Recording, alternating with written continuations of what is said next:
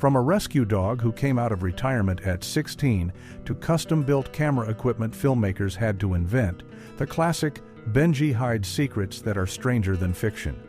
This scrappy mutt wasn't just a movie star, he was buried with his trainer, rejected by every Hollywood studio, and became Alfred Hitchcock's guilty pleasure. Here are 15 weird facts you didn't know about Benji. Fact 1. Higgins was 16 years old during filming. When most dogs reach their teenage years, they're content to spend their golden days napping on the couch and enjoying a peaceful retirement. But Higgins, the dog who played Benji, had other plans. At the remarkably advanced canine age of 16 years old, Higgins came out of retirement to take on what would become the most famous role of his entire career. To put this in perspective, 16 years is roughly equivalent to a human being in their mid-80s, making Higgins's performance even more extraordinary given the physical demands of the role. Higgins had already enjoyed a successful 14-year career in Hollywood, appearing in popular television shows like Petticoat Junction, where he played the character simply known as Dog for 6 seasons. And he had even starred in a 1971 television movie called Mooch Goes to Hollywood with Zsa Zsa Gabor and Vincent Price. After wrapping up his television work, Higgins had officially retired at the age of 14, which for most animal actors would have been the end of their time in front of the cameras. However, when writer and director Joe Camp was casting his independent film Benji in 1973, he knew that Higgins was the perfect dog for the role despite his advanced age. Frank Inn, Higgins's trainer and owner, agreed to bring the elderly dog back for one final performance, and what a performance it turned out to be. Higgins ran through the streets, climbed obstacles, performed complex emotional scenes, and carried the entire movie on his furry shoulders, proving that age was just a number when it came to true talent and dedication. Fact 2. Benji's ashes are buried with his trainer. The bond between Higgins and his trainer Frank Inn went far beyond the typical relationship between an animal actor and handler, lasting even after death itself. When Higgins passed away on November 11, 1975, just a month before his 18th birthday, Frank Inn had him cremated and kept his ashes in an urn at his home. But this wasn't the final resting place for the beloved dog who had brought joy to millions of people around the world. Frank Inn was known throughout Hollywood as one of the most talented and compassionate animal trainers of his generation, having worked with thousands of animals over his 50-year career, including the pig Arnold Ziffel from Green Acres and Orangey the cat from Breakfast at Tiffany's. Inn had such deep connections with his animal performers that he couldn't bear to part with them even after they died. And over the years, he accumulated quite a collection of cremated remains in his home. According to those who knew him, Inn kept boxes of ashes from various beloved animals scattered throughout his house, and he made it clear to his family that he wanted all of these animals to be buried with him when his time came. When Frank Inn died on July 27, 2002, at the age of 86, his final wishes were honored. Higgins's urn was placed inside Inn's casket, along with the cremated remains of other animal stars that Inn had trained and loved throughout his remarkable career. They were all laid to rest together at Forest Lawn Memorial Park in the Hollywood Hills, a cemetery famous for being the final resting place of countless entertainment legends, ensuring that the trainer and his most famous four-legged star would remain together for eternity. Fact 3. Every major studio rejected the film. When Joe Camp finished writing the screenplay for Benji and began shopping it around to Hollywood studios, he faced rejection after rejection, with every single major studio in Hollywood turning down the opportunity to distribute his film about a heroic stray dog.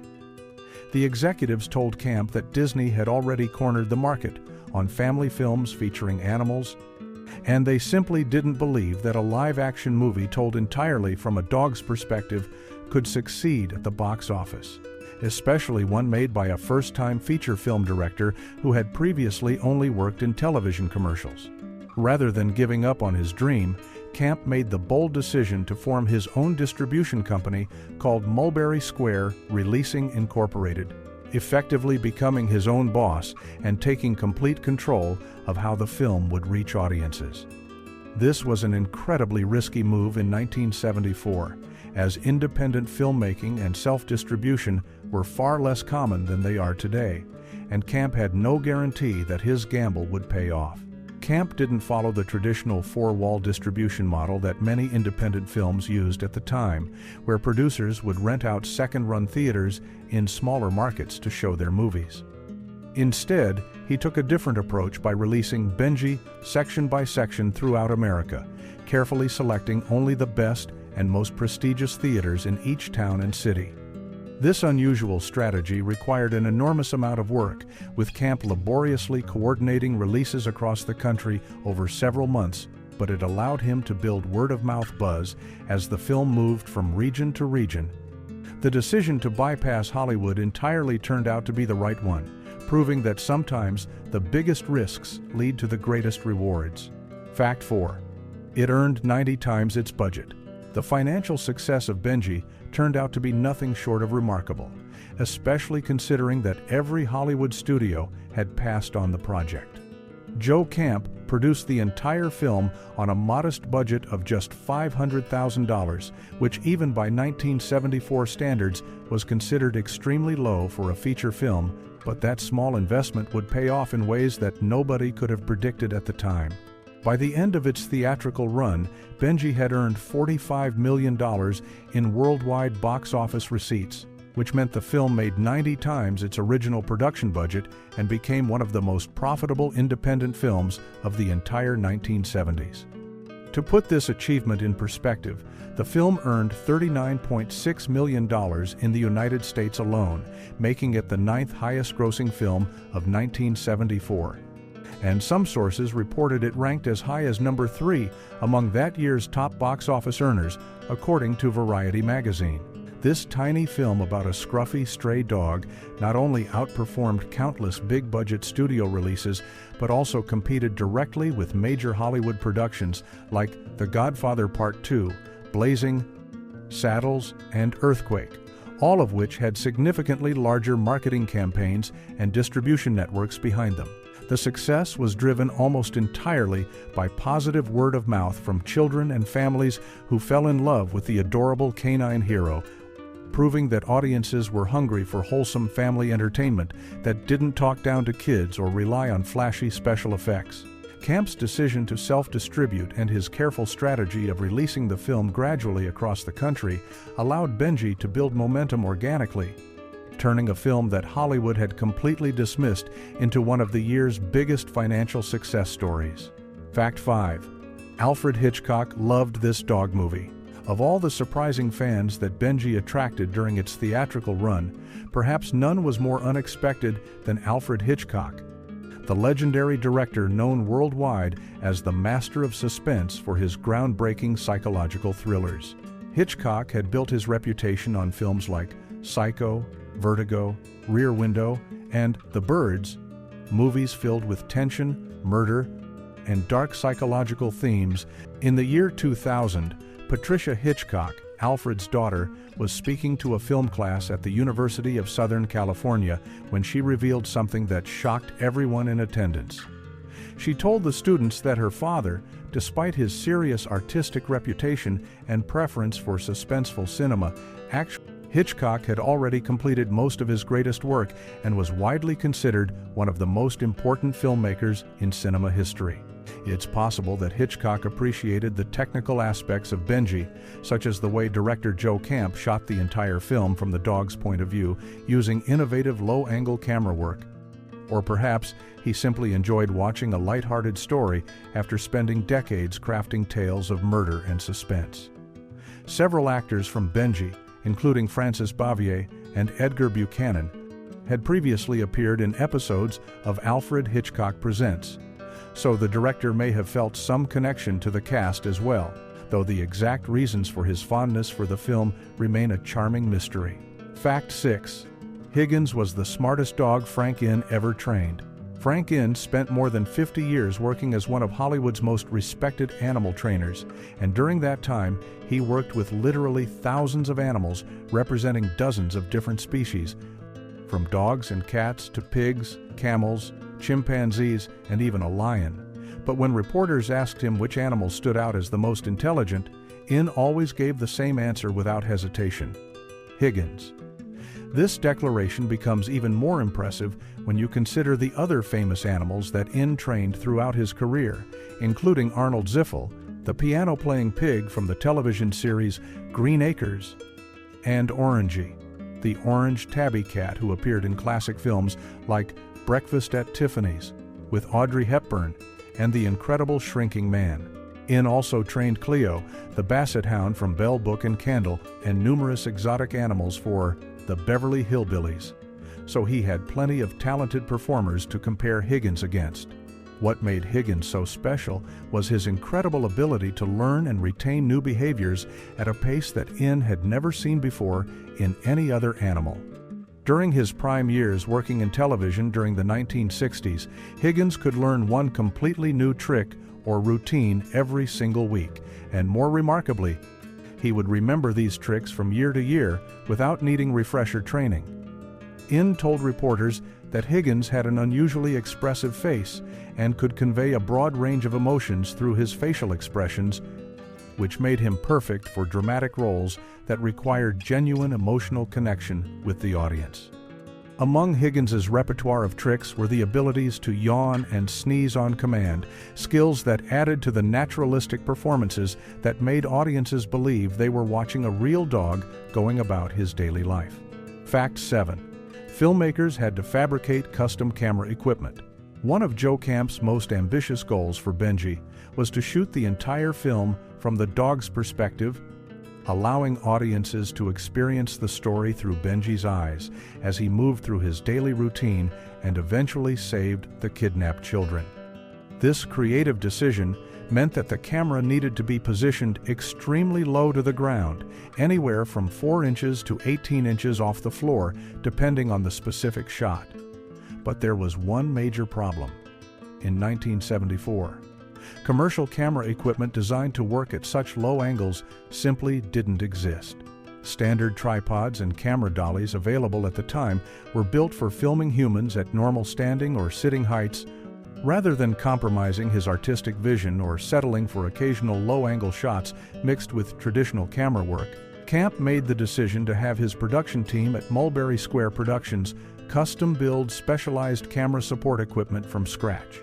The crew fabricated their own tripods and dollies specifically designed to hold cameras steady at dog-eye level, engineering solutions that would allow smooth tracking shots as Higgins ran through the streets of McKinney and Denton, Texas. Before the film began production in May of 1973, Camp had announced to the trade publication Box Office that Benji would represent the first live-action dramatic picture shot totally from an animal's point of view, and the custom equipment made that innovative approach possible, helping create the immersive experience that made audiences feel like they were right there alongside Benji on his adventures. Fact 8. Benji had 3 different names in the movie. One of the charming and realistic touches that Joe Camp included in the screenplay for Benji was the fact that the lovable stray dog doesn't actually have just one name, but instead gets called different names by different people throughout the small Texas town where he lives.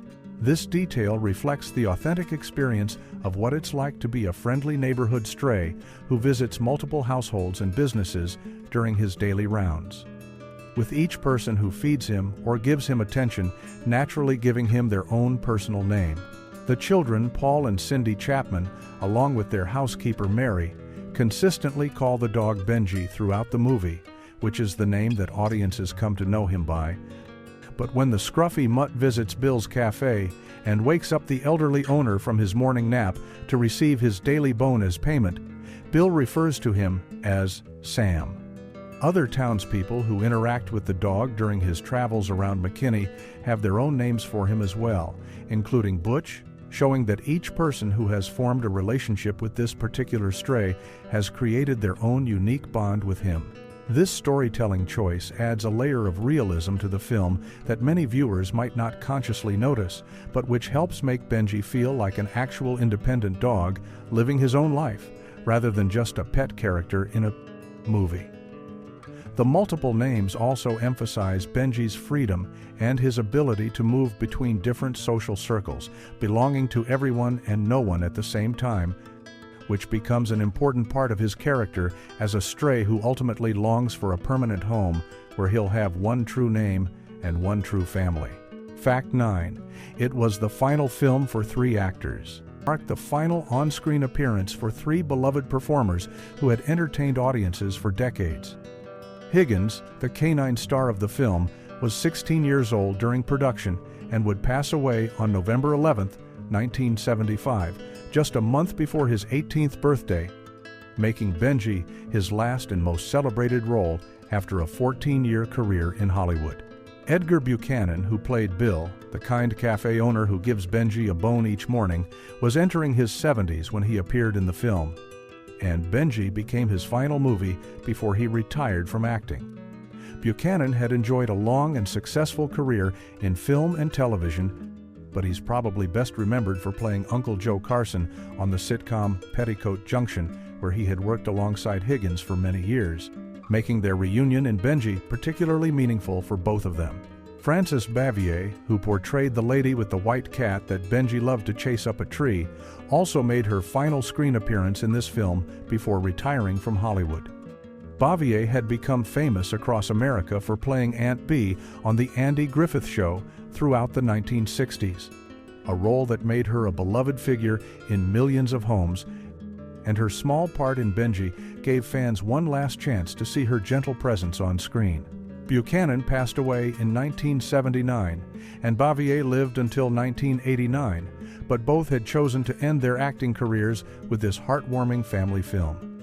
Knowing that Benji was the final goodbye for all 3 performers adds an extra layer of poignancy to the movie, especially for those who grew up watching them in their earlier roles. Fact 10. Benji and Edgar Buchanan were real-life friends. The relationship between Higgins and Edgar Buchanan went far deeper than just a professional working arrangement, as the two had developed a genuine friendship over many years of working together on the television sitcom Petticoat Junction during the 1960s. Higgins played the character simply known as Dog throughout all 7 seasons of the show, from 1963 to 1970, while Buchanan portrayed Uncle Joe Carson, and during those years of filming together, the actor and the canine performer formed a close bond that was obvious to everyone on set. The 2 friends also made guest appearances together on the related sitcom Green Acres, with Buchanan appearing in 17 episodes and Higgins joining him for at least 2 of those appearances, giving them even more opportunities to work side by side. When they reunited on the set of Benji in 1973, it had been several years since they had last worked together, making their scenes in the film something of a reunion for these old colleagues. What makes their time together in Benji particularly special is that the film's naturalistic pacing and storytelling style allowed Higgins and Buchanan to interact with each other as friends rather than having to perform specific tricks or react to scripted comedy bits. The scenes between Benji and Bill the cafe owner have a gentle, authentic quality that comes from 2 performers who genuinely enjoyed each other's company. And if you watch closely, you can see the real affection between them. Those who knew both of them have suggested that Higgins and Buchanan seemed to sense during filming that this would be their final collaboration, adding an unspoken emotional weight to their scenes together that makes them even more touching to watch. Fact 11. His daughter took over the franchise, the character of Benji, starting with For the Love of Benji, and continued playing the part in subsequent films, including Oh Heavenly Dog in 1980 and Benji the Hunted in 1987, becoming a successful animal actor in her own right under Frank Inn's expert training. While Benjine was talented and could memorize complex scenes over long distances without suffering from what's known as trainer eye, where animal actors constantly look off camera for cues from their handlers, there were some noticeable differences between her and her father for those who looked closely. Benjine had paler, softer textured fur compared to Higgins's shaggier coat, and she had a larger patch of white hairs around her nose area, plus her teeth were shorter than her father's had been. One of the most telling differences was that Benji, being female, lacked the external anatomical features that had been visible on Higgins in certain shots, and the makeup department had to dye the tips of her ears black to match the coloring that Higgins had naturally possessed, ensuring that audiences would accept her as the same dog they remembered from the original film. Fact 12. A crew member is visible during a stunt. One of the most challenging scenes in Benji involved Tiffany, the small white Maltese who plays Benji's love interest, climbing up an intricate structure made of boxes, trellis work, and lumber to reach the entrance of the abandoned house where Benji lives.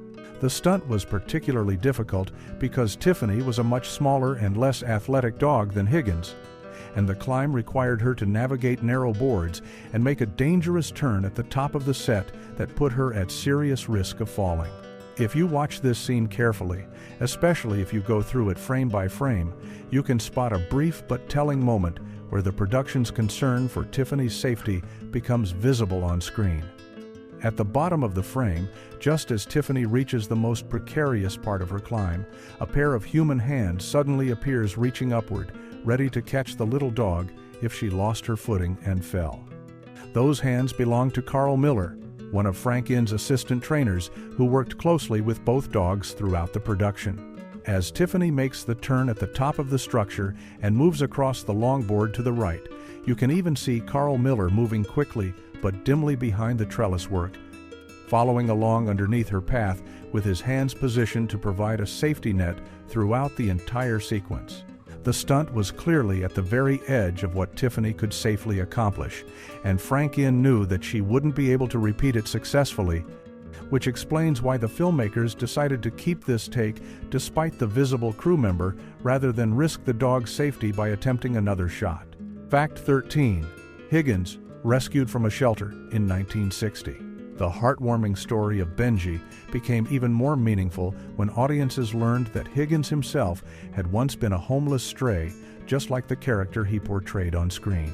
In 1960, Frank Inn was visiting the Burbank Animal Shelter near Hollywood, which was one of his regular stops when searching for animals that might have potential for show business work, and that's where he discovered a young mixed-breed puppy who would eventually become one of the most famous dogs in entertainment history. Higgins was just a puppy when Inn spotted him at the shelter, facing an uncertain future like countless other abandoned dogs, but Inn immediately recognized something special in the little brown and tan mutt with the expressive eyes and shaggy coat. Inn believed that Higgins was likely a mix of miniature poodle, cocker spaniel, and schnauzer. Though without modern DNA testing, there was no way to know his exact heritage, which only added to his charm as an everyman dog that could represent any beloved mixed-breed pet. The fact that the original Benji came from an animal shelter rather than a breeder or professional kennel became a crucial part of the film's legacy and had a tremendous impact on animal welfare across the United States. According to reports from the American Humane Society, over 1 million additional dogs were adopted from shelters around the country in the years following the release of Benji, as families were inspired by Higgins's rags to riches story and wanted to give shelter dogs a chance at finding their own happy endings. Frank Inn's commitment to always looking at shelters first when he needed animals for his work helped change public perception about rescue dogs and demonstrated that incredible talent and love can be found in the most unexpected places. Fact 14. One studio wanted to add curse words. Among all the bizarre reasons that Hollywood studios gave Joe Camp for rejecting Benji, perhaps the strangest came from one unnamed company that actually they would agree to distribute it. The studio executives told Camp that they wanted him to add curse words and profanity to the wholesome, G-rated family script so that they could bump the rating up to PG, believing that a PG rating would attract more moviegoers than a G rating would.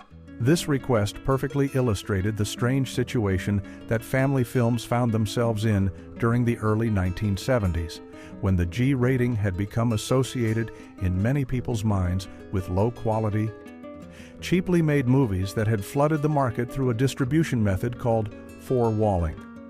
Camp himself had created Benji partly because he was concerned about this exact problem, and he later told Variety magazine in 1977 that the G-rated classification had reached a point where it meant, if it's G, it can't be for me, in the minds of many potential audience members. The studio's thinking was that families and older children would skip a G-rated movie because they assumed it would be babyish or boring, while a PG rating suggested something more sophisticated that could appeal to a wider age range. Camp refused to compromise his vision by adding inappropriate language to a story about a heroic dog saving 2 kidnapped children, and his decision to maintain the film's wholesome nature while finding his own path to distribution proved that quality G-rated entertainment could indeed succeed with audiences when it was well made and marketed properly. Fact 15. The haunted house is now a bed and breakfast.